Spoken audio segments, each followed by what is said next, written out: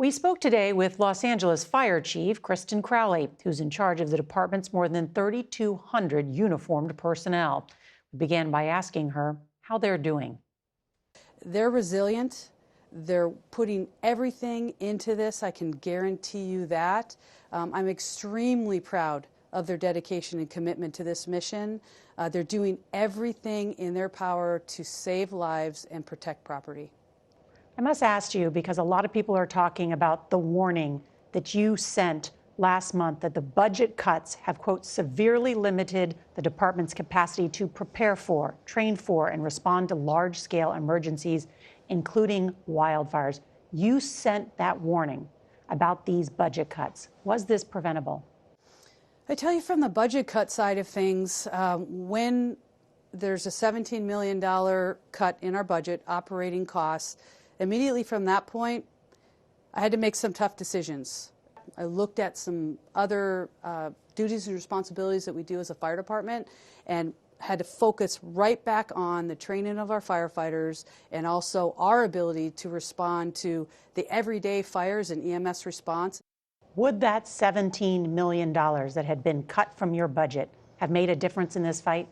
I would say with the lean forward posture that we took, knowing that a $17 million cut we had to take from somewhere, and that was from the non-essential duties and responsibilities that as a fire department we have taken on over the past many, many years.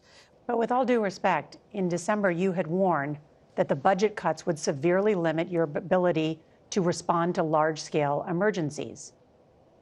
Is that true or not? Yes, so I would say yes, we were limited to a certain factor, yes.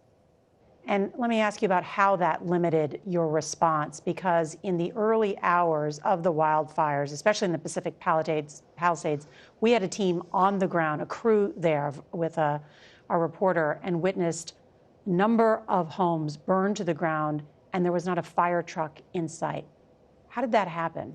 We pre-deployed the most amount of emergency resources that we could with what we had.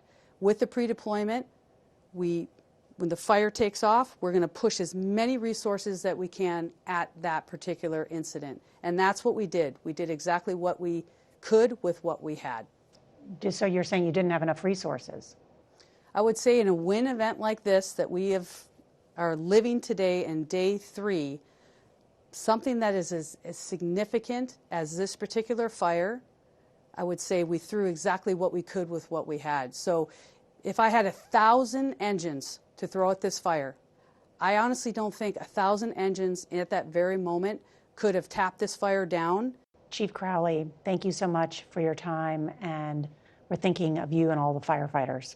I want to make sure the community knows our firefighters are absolutely doing everything that we can, and I am certainly proud of how hard and dedicated they are working to save lives and property. Well said. Thank you, Chief.